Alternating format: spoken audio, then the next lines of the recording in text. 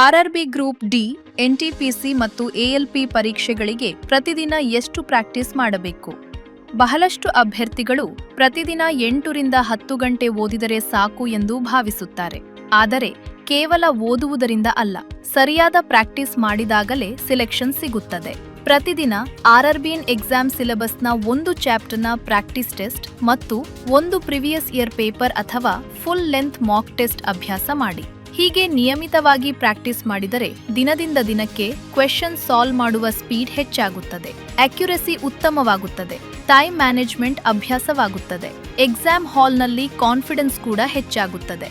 ನೆನಪಿಡಿ, ಪ್ರತಿದಿನ ಸ್ವಲ್ಪ ಸಮಯ ಮಾಡಿದ ನಿಯಮಿತ ಪ್ರಾಕ್ಟೀಸ್ ನಿಮ್ಮ ಸೆಲೆಕ್ಷನ್ಗೆ ಗಟ್ಟಿಯಾದ ಅಡಿಪಾಯವಾಗುತ್ತದೆ.